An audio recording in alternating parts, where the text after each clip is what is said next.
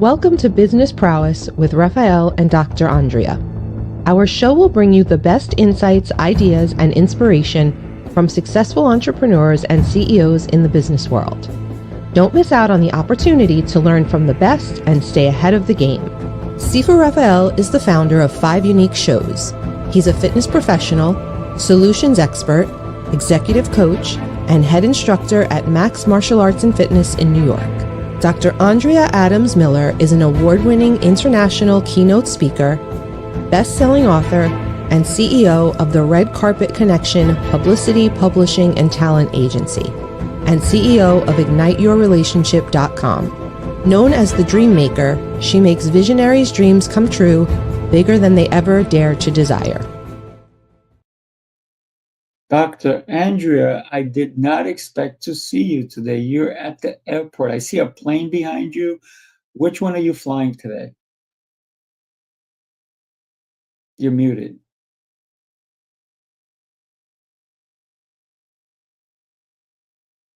While you do that and set back up with us, right? I'm going to let you know that I have Renee Jackson-Smith, who said yes to being my co-host today, not knowing that, look at that, you're already having technical difficulties. So, but if you get a chance to come back on, love to have you. I know that you're at the airport, and I'm even surprised that the airport Wi-Fi allowed you in. So Yeah. happy that you made it. Renee, thank you so much for stepping up and always being such a true and incredible leader. And I got to tell you, I love the topic today about freedom. And if you think about Dr. Andrea at the airport, you have the freedom to fly anywhere. You just need the ticket, maybe a visa, and some dough, and then you can go. But let's go ahead and bring Dr. Brad. Come on in, Dr. Brad. How are you today? Hi, Sifu. Hi, Renee. Great to be here. Yeah, absolutely. So let's talk about freedom. I think that's one of the topics that you were talking about, right? Tell us a little bit about what your idea of freedom is.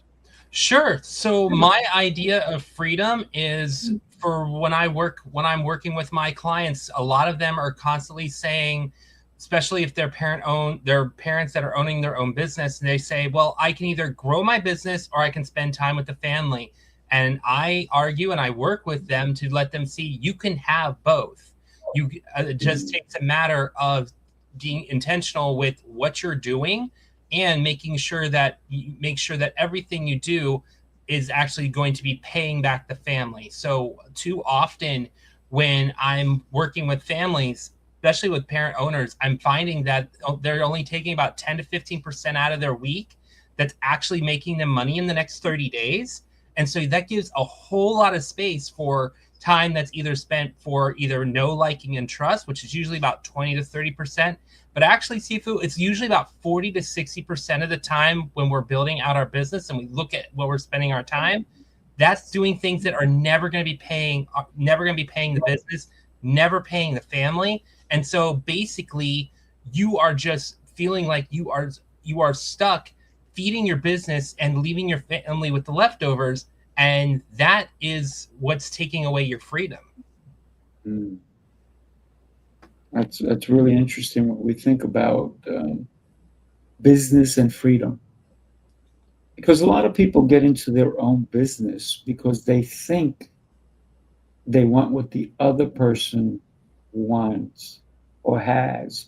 Oh, look at that guy. He's got his own business. Look at that girl. She's got her own business. Look at the nice car they're driving, the house they're driving, the vacations they go on. But they don't understand the concepts of when you get into business, especially brick and mortar, there's a billion expenses. I have a brick and mortar, so yes, I have a billion expenses every month. And it's constant. It's never ending. So I love the fact that you're sharing that idea with everybody who is doing that. Dr. Andrea is finding a way to come on in. Are you able to speak now?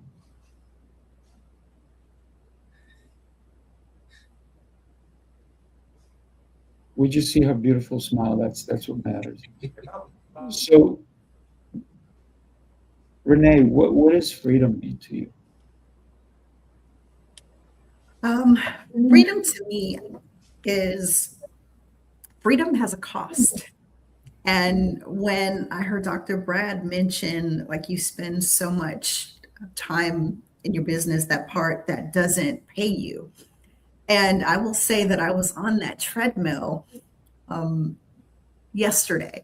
And you get consumed because you feel like, okay, I'm trying to move fast and changing the speed, and I'm still not moving the needle. And so when I think about freedom is also that mindset. It's the conditions that you create that position you to be where you want to be. For the longest time, there was this limitation on, oh, I can't do this, or I'm limited to this, but it was all because of a limitation that I put that no one else did. And so freedom also is part of embracing the mindset. So it's a physical part and it's the mental part. And I went into business for myself because it was because of the passion that I have and wanting to lean into my purpose and wanting to be a gift to people. I had no idea how difficult it would be, and then that how much it would cost to do that. And so now I think about the balance of being free, lean into the purpose and to help the people, but also balancing with the stuff that I have to do to be, the legal components of it. So freedom to me is that mental piece, the spiritual piece, but then it's also those the needs, wants, and the gots to have. And the gotta have is you got to pay those bills. You got to do the things that need to be done to sustain the business. Without a doubt, excuse me, it really drives the idea that we live in a country where freedom is way more than in many other countries, but yet we tie ourselves down to things that take away our freedom. I recall when I had my dog, and if I wanted to go on vacation, ooh, what do I do about my dog? Who's going to watch the dog? How long am I going to be? Or do I have to limit my vacation time? So we don't realize that and recently I was talking to somebody. I'm like, you're going to come to this thing? I can't have my dog. I have to deal with it. So you can't. You're kind of tied, right? And I know people who are like, they're at an event and they're like, I got to run. Like, where are you going? I got to go let the dog out. Or I got to do this. Or I got to do that. And other times, people can't go because no one can cover their shift. I'm tied to my job. So the freedom that we think we have, we don't. I wake up every day and I'm like, wow, I'm just like the luckiest guy I know. Because I choose what I'm going to do with my day. I can choose to go to work. I can choose what I'm going to eat. I can choose who I'm going to be with. I can choose where I'm going to be. So I have choices. But those choices, like Renee said, come at a what? A cost. Everything has a cost. Nothing in the world is free. And we're talking about freedom. Dr. Andrea, are you able to unmute? I think so. Yes. So it's interesting, when you talk about freedom. So I'm in Canada still. I'm actually at the right before the line to cross for customs, and it's interesting when you're in another country how things are compared to when you're in your own country. And we say we have a lot of freedoms in our country, and we do, and I'm so grateful and blessed, and I'm proud to be an American. And at the same time, I really respect other countries, and I love hearing and looking and listening to how they do things and how their culture accept things. And for me, freedom is the ability ability to have resources available to myself that I create and other people create for me, and that I manifest, that allow me to do the things that I want. So when you were talking about like, I'm going to let somebody else talk in a minute. I think they're actually going to back up in a thing beeping with the dog. So let's segue to you guys and then come back. So oh wait, they're driving away. All right. So when we had dogs, we trained our dogs so that they were fine in the yard by themselves and they knew not to leave the lines. So we could travel and our dogs could be out, and then at night they could be in the barn, and we would have somebody maybe drive by or a day or whatever. But our dogs were trained to not be dependent on us to let them out, because I didn't want that limitation. When we had kids, we taught our kids. So at the airport, I've been laughing. I heard a mom say, don't run away. I can't lose you. And we taught our kids the opposite. You may not want to run away because you don't want to lose us. So our kids were responsible for making sure that we were visible to them at all times, or they had consequences. And we took our kids everywhere. We trained them how to be at the theater and go to airports and go to places, because we had children to have them in our life, not to stop having a life to have kids. We wanted our kids to experience life, and then the mental freedom of letting go stupid stories that don't serve me. So thank you guys for letting me share. Yeah, absolutely. Yeah, it's very interesting because America has been known as the land of the free, right? And think about teenagers. How much freedom do they actually have? Right? They want freedom. Mm-hmm. But are they capable of being free? Are they capable of sustaining a life without their parents? Something they can, and it's very interesting when they try it and they can't survive out there. And it comes with skills that we have to learn as we go along. Yeah, you can have a teenager work at McDonald's or whatever fast food place there is, but if they're just working there, now do they have to pay the rent? Do they have to pay utilities? Do they have to buy toilet paper? Forget toilet paper during the COVID, but I'm saying now, right? But every day we have to negotiate the freedom that we actually do have. And for me, and I love the fact that Dr. Brad, you brought the idea and the concept that, do we have the freedom that we actually think we do when we're donating all of our time, and I said donate for a reason, to our jobs? Because how many people do you know that work all day long, yet they bring work home? And on the weekend, they're working on the thing, and they're worried about what's going to happen Monday morning. And they may be physically at the barbecue, but mentally, they're somewhere else. So finding that balance, and everybody says, oh, that you have to find a balance. There is no such thing as work-life balance. It's just balance. You have to find balance in everything. When you're at work, you have to find balance at work. I think when you're with your family, you have to find balance. So for me, freedom is finding the balance. That's what true freedom for me is. It's interesting you mentioned that, because I see it two ways. Because so one, I'm the son of a blue collar factory worker who it's only through all So of as a reminder, we're very conversational here, so you guys can jump in at any time. You don't have to wait to be called on. If you have a burning desire to talk, go ahead and spit that right out.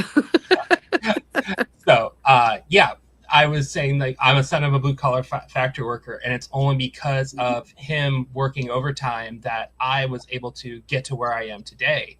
And one of the things that he told me as he was doing it, and my dad's been a fantastic provider and was able to be at all of my events, but it still came at a cost. Our relationship is not as strong as it could have been.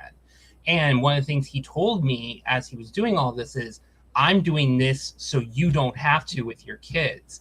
And I started realizing, even from working from home, and one of the main reasons I started getting into all of this was that I was realizing I'm working 9 to 5, and then I'm working extra after because I'm moonlighting. So I have a full-time job and I'm building out calendar to cash. And essentially I was doing the same thing. And I was thinking to myself of how often are others that are in that space, those that are in their 9 to 5, trying to transition to the thing that they really want to be able to do, that they need someone like that. So I hear you, what you're saying in terms of we have to be careful about what is the cost and what and where and again, thinking about coming back to that balance and being able to, like you said, because there have definitely been times I've had events where I am there, but mentally I've got an open loop going on. I've got a problem I'm trying to solve, and it's just permeating through my mind to the point that they're like, Brad, what do you think about this? I'm like, what? Wait, what? And then wasn't really present. Yeah. I got to say, it's very interesting when we consider the life that we choose, right? Because everything in life is based on choices, how we live our life, who we associate with, what job we're going to have, what career we're going to have. And we do have incredible freedoms in the US, more than some of us even acknowledge.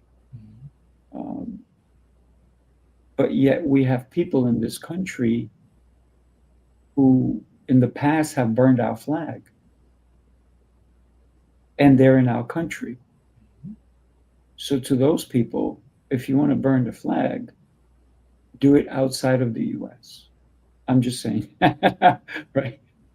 So consider the opportunities, when think about freedoms as opportunities that were presented. We can go to the movie theater later today.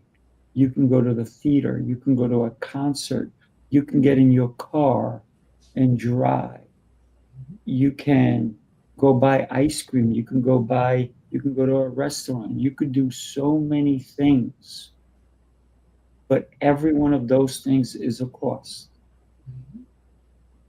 So freedom is not cheap. But man, it is so worth it. It is so worth it. So use your freedom to make your life the best you possibly can. And I would say that freedom, when I am very thoughtful about freedom, there's different levels to freedom. There's, definitely the freedom that we have in our business, the freedom of movement, of being able to do things. And yes, our country does allow us to do so many things. And then I also think about access. Do we allow, is there access? Is there equal access? And oftentimes there isn't. And as a woman of color, in the workplace, there was always this piece in my mind that I have to work twice as hard. You have to keep grinding. You have to do more. And so it perpetuated or created this mindset, is that you have to keep working. You have to be this engine, because if you don't, there's this thought that you shouldn't be here, or you didn't earn the right to be here. And so that comes up for me when I think about freedom, because it didn't always feel like I had the ability to be open and candid in certain situations. And now with age and wisdom, you think differently. But I still think, there are conditions, and I'm grateful that many of the spaces that I've been in, that I have felt free to do that, and now feel comfortable. But not everyone has that, unfortunately. And that's one of the pieces that I would advocate for, is creating that the freedom, but creating the conditions so everyone feels, safe and free. And I think that's the power when you go to other countries and you see the differences between our countries, and you get a chance to see what it's like to be the only one, or be someone who doesn't, speak the language. I just came back from Portugal, and it was such a great experience. And even though I did not fluently speak the language, words here and there, but I felt safe. I felt like I was free to still be my American self in in a country where I was the one who didn't, speak the language, and I was embraced. So I think freedom is that piece where there are levels of freedom and what it looks like. And every day it's a conscious decision of choosing and deciding, how do I want to show up? And the freedom that I have, did I create that? Or were there people who advocated and helped to create that? And then there's that responsibility for me to reach back and to pay it forward for the other. So if I didn't have financial awareness of how to build a business and how to do better, then it's my responsibility, because if people poured into me that freedom, I need to pass that freedom on and extend that opportunity to others. I love that. One of the things that you made me think about, Renee, as you're speaking is, yes, you're a woman of color, but there's two things that people do is the color part, and it doesn't matter if you're a woman or male, a female or male, but then the woman part, that's the other one, right? So in a world where we are still fighting for equality, I still see so much negativity because people are judging others and they're taking away their freedom because of who they see them to be, whether it's of color or female or gender, which is female, or ethnicity, right? And it so happens that my last name is Spanish, yet people, when they see me, look at me as a white male, a Caucasian. But if they don't see me and just go by my last name, they've already judged me. So they may have already taken some of my freedoms away. And it's so unfair that people are putting other people in, I'm going to say, a prison based on their own judgments. Instead of looking at a person as a person, not as a female, a male, or of color, or ethnicity. So it's very interesting when we think about freedom. And I didn't even know that this conversation was going to go in this direction, but I'm so happy it did, right? Because we take freedom for granted as well. Being here in Canada, I was here at a wealth conference, and it was very exciting to be at this conference because I was a minority here. I am also, like Sifu, my maiden name is Benavides. So I have, Spanish and Mexican descent.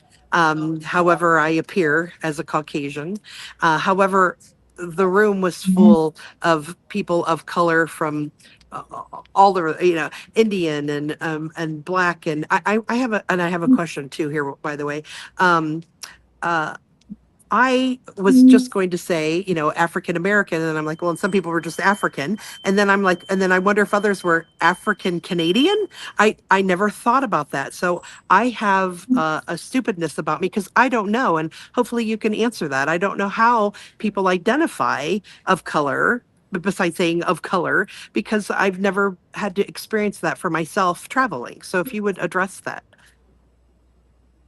That's an interesting question. And I think when you're a person of color, especially Black, a lot of times you're identified by the color because you don't necessarily know what continent, what country that you came from, and that's an identity that was taken, from us. And so using the term African American is a way of identifying with the motherland that many people of color come from. There's tons in every continent and country, across the globe, but I think that's one. But if I were to go to Africa and I say that I'm an African American, they'd be like, you're not really, because you don't speak the language. And so it's a way of identifying and connecting. So that's my spin on it. I'm sure there's others who would have a different perspective. Well, thank you for that, because I dawned on me that that is very interesting, and then you saying that, I'm like, interesting. So, technically, if people are considered Caucasian, are they German Caucasian, or are they? So it's and then some of us are so mixed. Like, it would be very challenging to come up with how we look, and then how I look from the fall when I've been out in the sun compared to now. People see me and race differently based on that as well, and in some years have even said that I asked me if I was mixed, thinking I was Spanish and black, and because I get so tan, and it is very interesting, how we have these, how we assume identity and how we have the story around identity based on our experiences in our lives. I'm just finding this very fascinating conversation. I have to say, it is very fascinating. And when we think about colors, right? I'm wearing a black shirt.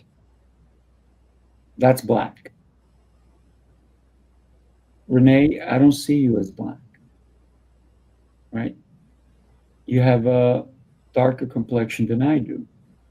So, but I don't really, when I look at a person, I'm not looking at their color. I'm looking at the person. So maybe I stand apart from many other people who look at people based on their color or their race. I always look at a person as a person.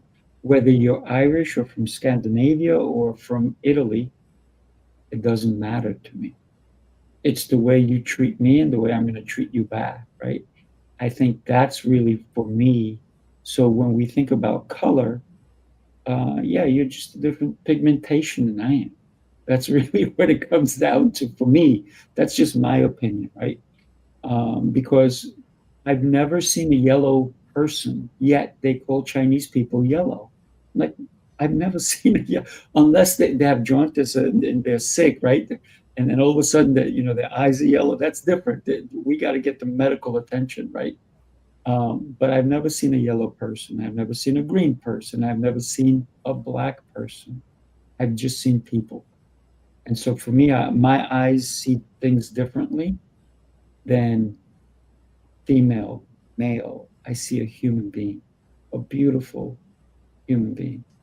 Dr. Brad, I'm just curious what you think about all this that we're talking about. So it's very interesting, because I was been thinking a little bit, and I'm going to shift it just a tiny bit, and I'm going to shift it toward our titles and our professions, because I think we talk about freedoms and we talk about freedoms being taken away. And I think there's a thing that comes in when someone's like, oh, you're this. And then they have a set of expectations of you. This is the skills and things that you're bringing in. So perfect example, I have Calendar to Cash. People are like, oh, you're a time management coach. I'm like, no, I'm a structural income coach. I work with your business.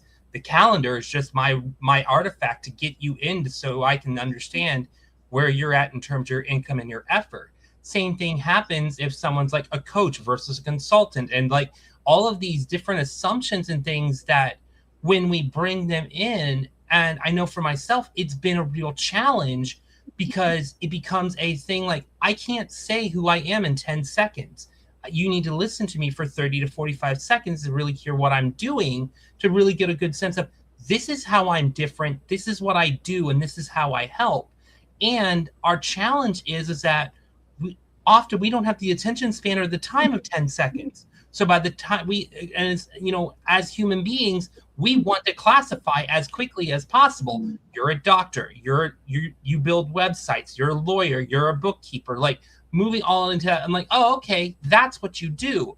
and not realize, well, no, you can do other things, or why is that, what is your particular skills? And like, even that's some of the challenge, even when I'm working with some of my clients, of they're like, well, I'm a virtual assistant, I should be charging that price. I'm like, I look at their skills, I'm like, you're not a virtual assistant anymore. That's where you were 5 years ago. Now you're an ops specialist, or, like, you have other things you're bringing in. And it's so interesting to think about that, because again, we already rob ourselves of the once you, or, others are robbing us of the, I came into this business, you know me as this, or you think I'm this the minute you see what I'm doing. And so you now have this perception. And so now it's going to take even more education that I have to provide back to you, so that I can correct your false beliefs. Ooh, that was I was writing down those nuggets. That was powerful, because that perception, those false beliefs play into, how people see themselves. And so you mentioned, people focus on the do, what you do.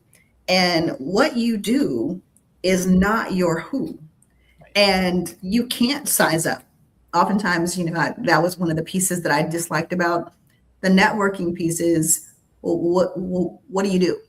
And you give a title, and then people move on. I'm like, but that's not the who. My do is so different from that. And so when we give ourselves permission to truly see people, and to be present, and to embrace and appreciate all that they bring to the table, it is such a gift. Because when we look beyond what you see, because as a coach, I don't just listen to what you tell me is the problem. I'm looking for the thing behind the thing, because it's never what you say. It's those layers, and so it's digging down.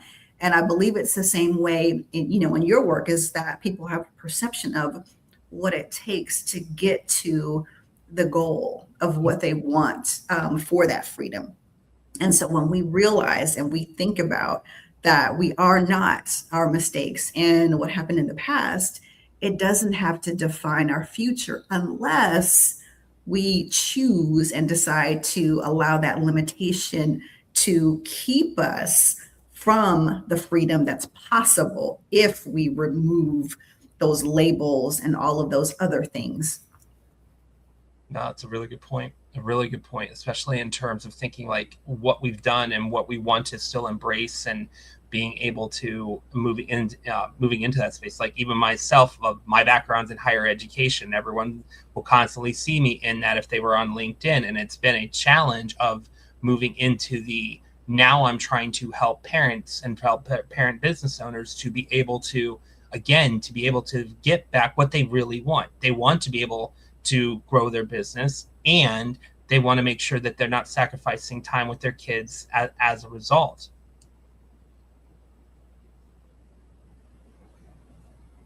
So I love the fact that you are bringing it back to family, right? Because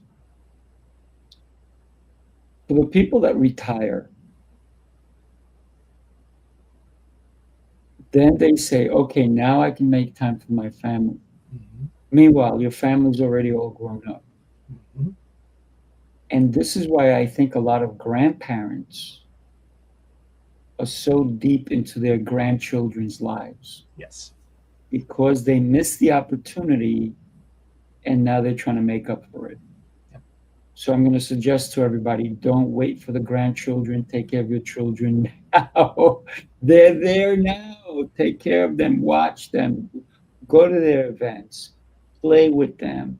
Don't come home and say, leave me alone. I got work to do. Why did you have a family if that was going to be your choice? I have time for you never, or I have time for you every time we're together. I'm going to tell you a story. My fiance was getting a package, and she said, oh, I got the package. I said, oh, great, awesome. She goes, it was very interesting. I said, okay, why? She said, because it was an Amazon package, and I got a notification that they're on their way, and it showed a picture of the driver who's delivering the package. And she's expecting this mom looking type lady. And I don't know if she was a mom, but this is what she told me. She goes, and the person that delivered it was a young kid, like maybe 17, 18. He had the vest on. He came, he delivered the package, and then got in the car, but he went into the passenger side, not the driver's side, and they drove off. And I said, that's interesting. I said, so she's got her son working for her. And then she says, yeah, that's kind of cool, isn't it? I said, yes and no. Because maybe she's teaching him the value, or instead of him saying, I'm not going to go to school today, she goes, well, then you're going to come to work. So then she created the place of, listen, you're not going to stay home and watch television. We're going to spend time together, and you're going to learn a skill. You're going to learn how to do something. So I thought that was pretty cool.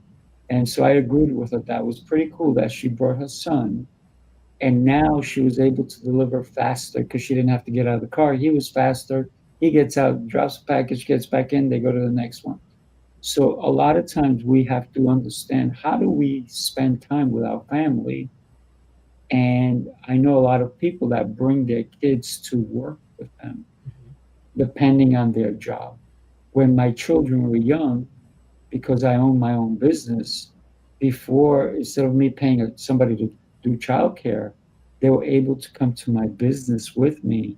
And while my ex-wife was doing something, I would watch them. And when she was doing something, I was doing something, she would watch them. So we would take turns, and we didn't need childcare.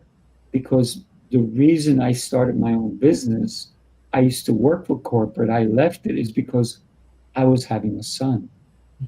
And I didn't want to be away from him. So that was an opportunity for me to spend a lot of time with him all the time. And it was beautiful because I didn't have to think about who's watching him. Right. So I had the freedom of having my own business that I can bring my child to my work. It's interesting you mentioned about freedoms, because one of the things I put in two guardrails. One is our Friday nights are always game night, regardless of whatever's happening. So we always have that available to us, and my boys look forward to it. The other is that I have put in with both my wife and my boys that if there's ever a time that they feel like daddy is spending too much time in the business, or they can pull me aside and say, hey, I need some extra time. Now, granted, they're 7 and 10, so it depends at what level and stuff. And one will like to try and jump on the camera whenever, and everyone's great because it's family and life, and we all got through it from the pandemic. And he's been a COVID baby from the beginning and always been on the camera. But it's good for them to know that. It's good for them to know that that at least I'm trying to establish with them this is something I am doing for you, and I want you to still feel like you can still come and be a part, or you can, if you are more important, than the business. You are always more important than the business, and that has to resonate. And like that, those kinds of things, like you were mentioning, Sifu, are the very values of why I'm doing what I'm doing, because I don't want kids to ever feel like they can't afford time with their parents.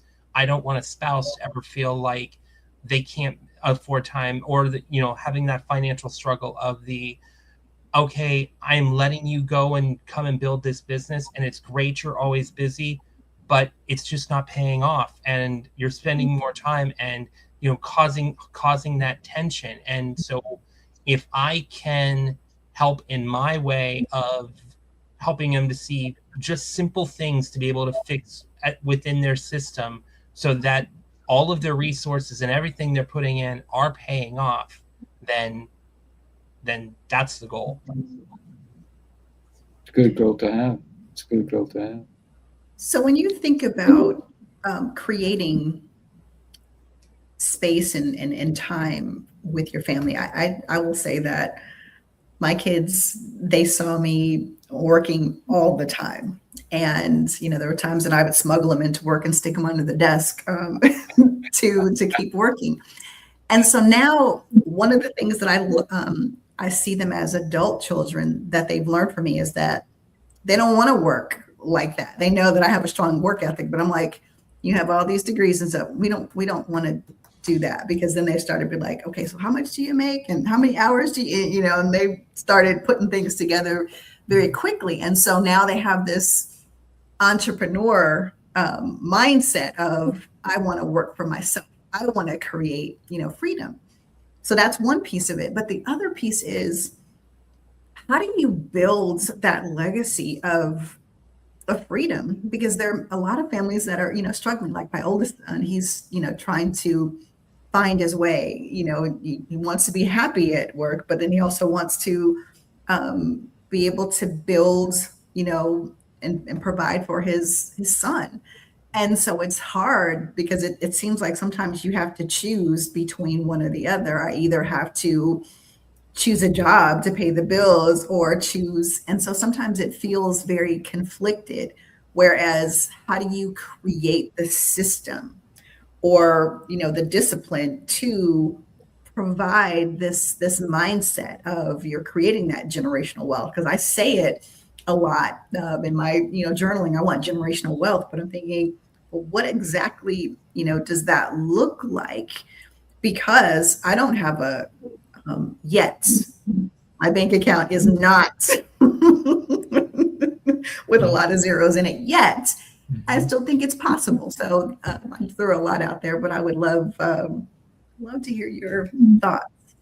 Yeah, I would say that it comes down to a couple of different pieces. I think one is the recognizing where you're at now and recognizing where you want to be. And in that same vein of the main reason that I'm starting and building this space is I basically hit my limit within my university. I went and got my doctorate. I had the, first in your family, you go through and you're thinking all the way through, get the degrees and your job will take care of you. And then you come to the harsh reality of, no, that's not the case. You have to learn to advocate for yourself. And even if you get into the academia space, they're going to keep you as long as, and they're going to spend as few resources on you as possible. Like, that's just the nature of how things are. They're going to do things well to bring you in, but then once you're in, you're in. And so, and with that, it just became a space of the, I cannot grow any further. And every time that I was trying to move forward in my space, it was never the right time. There was never the right resources, and that's the whole piece. And so when I recognized that, I was like, okay, what do I need to do differently? So I think it's one of the pieces coming back to the, how do you take ownership? And again, coming back to what we said about freedom of the, we have the freedom to make a different decision, to choose a different path at any time. We can always learn a new skill. I would say right now, for like anyone, for example, I'm very concerned right now about our new grads that are coming in entry level, especially with AI. If they don't have AI abilities and being able to integrate them into their field and their zone of genius, they're already behind, because people are not going to say, I don't have the time or the resources to let you come in and do low level projects that you need to do to build up that work experience, because I can now get an AI to do that, and it's going to be able to save me money. So I say all of those pieces, like, if I were going back to like my younger self, and if my younger self was coming out now and trying to build out, and if I were starting, and I had if I had a younger family, that would be the thing I would do. Would be, what's the one skill that I can still do, or is there, even in the 9 to 5, what's the one thing I'm enjoying, if anything, that I can then take and I can own. It's same. I mean, it's even in the same space of like we're seeing right now with AI of we have to be careful just how much investment we put into a particular platform, because the companies can just take it like that and then you've lost your space. So it's again coming back to what can you own and how can you then transfer that over. And it may be like I say right now, like I'm using nights and weekends to help other families get back their nights and weekends. I've got a time limit. I put myself at 12 months, and being very cognizant of it every time as I'm going through. And I think those are the pieces of, if you're mindful and you know where you're at, where you want to get to, that allows you to have that mental check of this is just a time, this is just a phase, and I know what I need to do in order to get to where I really want to get to, so I can have more of that time where I get to choose how much time I get to spend with my kids versus the business. I love that. Think about the time capsule, if you will, right? We all want more time, and then sometimes we get time, and what do we do with it? We scroll on our phones. We waste our time. We don't do the right thing, and guess what's happened right now? We ran out of time on the show, so now we got to wrap it up. So, great segue and great questions that everybody asked. I love this conversation, and I know it could have gone a lot deeper. So what we'd like to do at this moment is give you about 30 seconds. If you can tell us, try to keep it to 30, because I have to run to another show as well. And Dr. Andrea probably has to catch her plane. And so, Dr. Bragg, give us 30 seconds while somebody can connect with you, and I'll put your information at the bottom. Absolutely. Thanks. Yep. Thanks, Sifu. So, like I said, if you want to get to learn 3 things you can stop doing in your business so you can start earning, go to calendar2cash.com, and you can see actually your real hourly rate, as well as 3 things you can be able to stop. And then if you can also see how, if you want to continue working with me, there's the options there for you. Love it. Love it. Yes. Go find out what your time is worth. I love that. Renee, you are on. I am Renee Jackson-Smith, a leadership strategist, the founder of Soar to Win. And I work with leaders who are tired of being in the approval trap and who are ready to step into their purpose and lead with confidence and influence. And my core signature program is the Leadership Power Shift. So reach out to me if you want to know how you can shift. I'd be glad to work with you. You can reach me on LinkedIn, Renee Jackson-Smith, or you can reach me on my website, soartowin.com. Thank you. Everybody, make sure you connect with these 2 humans who are doing great things. And another one who's about to take flight, Dr. Andrea. Yeah, I got to go through custom yet too. So Dr. Andrea Adams-Miller, the Red Carpet Connection. And, I just love what I do. I get to act as and be an executive advisor. So I'm the confidant for people who are looking to have wealth and legacy while they're still alive. So, and I advise them both in their business and in their personal lives, and using different modalities through neuroscience to help them really have the life that they want. And generational wealth is why I was here in Canada, as I show people how to do that. So I'd love to talk with you and anybody else who's interested in that, because whether you're just starting out or you have millions, you make your money work for you. So love you guys. Just look me up, Andrea Adams-Miller on Google. You'll find me. Thank you, Dr. Andrea. I'm Sifu Rafael. What can I say? Easy to find, sifurafael.com. I create stages and places for you to shine. So if you're interested in, our next event is happening really, really soon, and it's happening August 21st. Renee Jackson-Smith is going to be one of our speakers. We're just delighted that that's happening. You can find all that at sifurafael.com. Then I have an event in September and a billion shows, I think, at this point. So let's stay connected. If you want to have somebody in your corner, I'm your guy.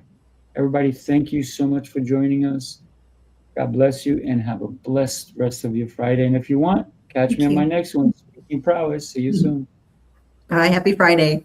Take care, all. Happy Friday.